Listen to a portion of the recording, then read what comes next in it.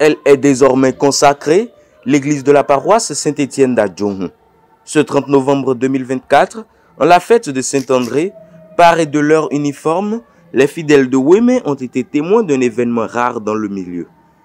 Entouré de près de 70 prêtres, Monseigneur Aristide Gonzalo a en effet consacré la maison de Dieu, abritant les différentes célébrations eucharistiques de la paroisse d'Adjong, créée en octobre 1951. À 9h30, la procession d'entrée dirigea le cortège des célébrants vers la porte principale de l'église.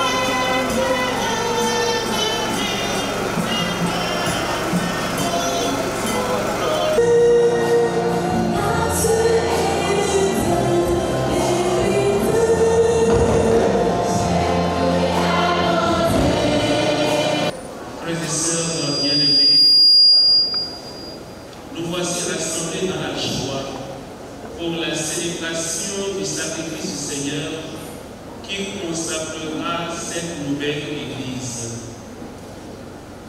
Avec ferveur, participons à cette liturgie.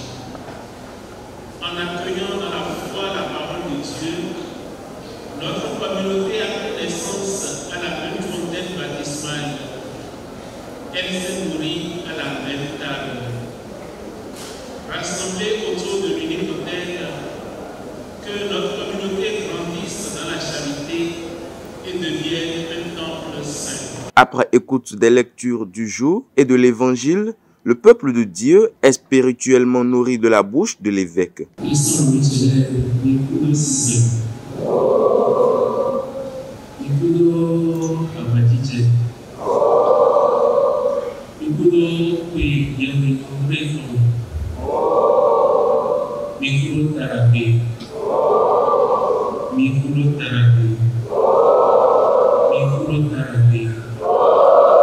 Chers frères et sœurs en Christ, fils et filles bien-aimés de Dieu, hommes et femmes de bonne volonté, je vous souhaite la bienvenue dans cette majestueuse demeure que nous allons consacrer au Seigneur en ce jour où l'Église fête Saint-André apôtre.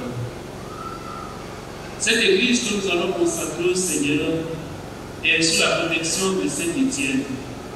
Et cette Église est un lieu de mémoire, un édifice construit de la main des hommes de génération en génération. En votre nom à tous et en mon nom personnel, je salue la mémoire de mes prédécesseurs sur le siège épiscopal de Porto-Novo. En ce jour solennel, je vous invite tout simplement à prêter une attention particulière au déroulement de la dédicace de cette Église. En réalité, il y a une forte ressemblance entre la consécration d'une Église et le sacrement de baptême.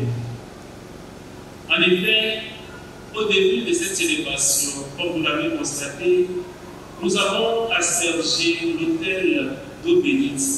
Nous avons également aspergé les murs et nous avons nous aussi reçu l'aspersion, comme le Christ baptisé aujourd'hui. Ce premier acte nous rappelle le rite de l'eau à notre propre baptême. Dans un instant, nous allons consacrer cet autel par l'onction du Saint-Prêtre, l'huile parfumée pour répandre la bonne odeur du Christ. Car le nom Christ signifie étymologiquement celui qui est point, celui qui a reçu l'onction. Ce deuxième acte nous rappelle le rite du Saint-Prêtre à notre propre baptême. Ensuite, nous allons embraser encenser, illuminer cet autel et toute cette église pour qu'il répande la lumière de Christ ressuscité. Ce troisième acte nous rappelle le rite de la lumière à notre propre baptême. Enfin, nous allons revêtir l'autel de linge liturgique blanc et immaculé. Ce dernier acte nous rappelle le rite du vêtement blanc à notre propre baptême. Il est donc opportun de nous interroger sur les implications concrètes de la dédicace de l'Église dans notre vie de baptisé.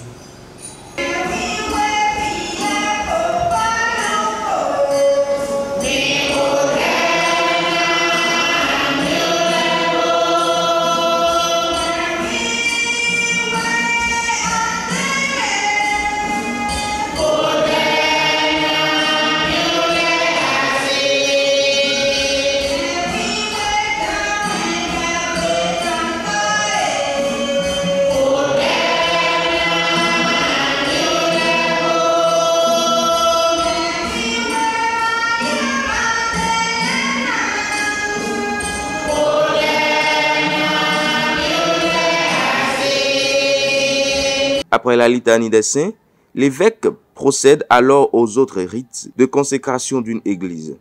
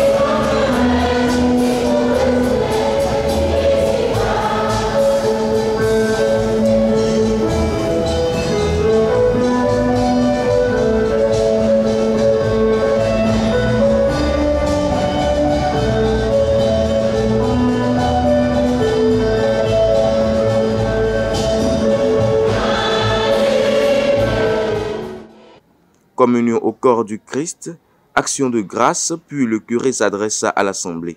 Je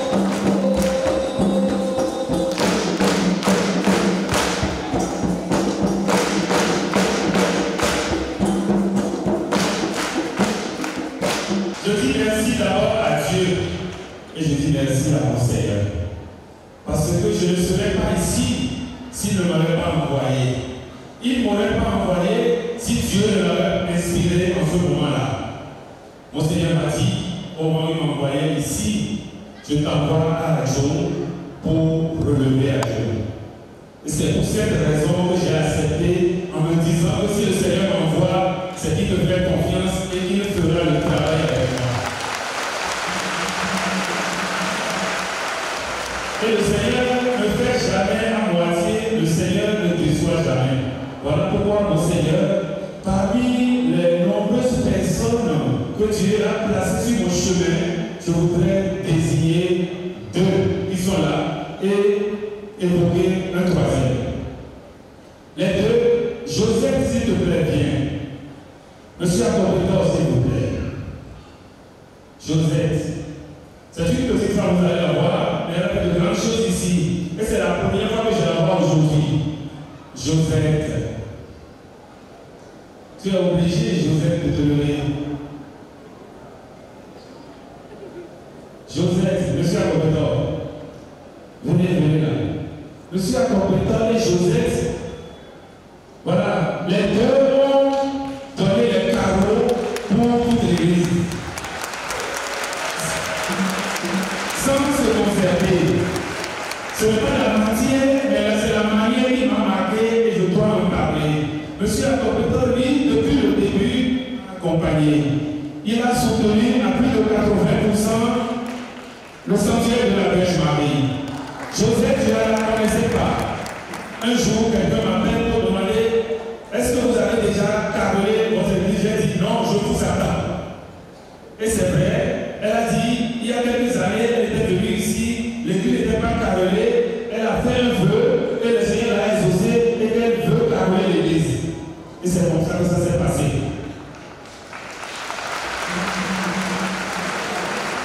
La troisième personne, c'est l'un des fils de la paroisse, le père Ghislain. Ghislain Agoyon. Pendant les vacances dernières, j'étais en Belgique où je partageais mon inquiétude de ne pas avoir ce qu'il faut pour la consécration. Je lui ai dit, je souhaite que ce soit cette année. Nous étions au mois de juillet à l'heure d'Albert, en François, ce que nous avons utilisé aujourd'hui, un calice. Pour moi, c'est beaucoup, c'est profond et il ne cesse de m'appeler. Désormais, une nouvelle aventure a commencé sur la paroisse Saint-Étienne d'Adjon. Dans la plus grande joie, la fête s'est poursuivie après la célébration eucharistique.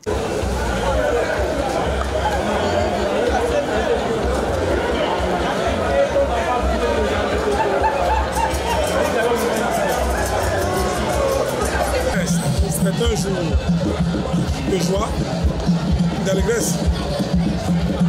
Aujourd'hui, nous avons vu de nos yeux la consécration de notre paroisse. C'est un nouveau début. Et nous rendons grâce à Dieu pour ce jour.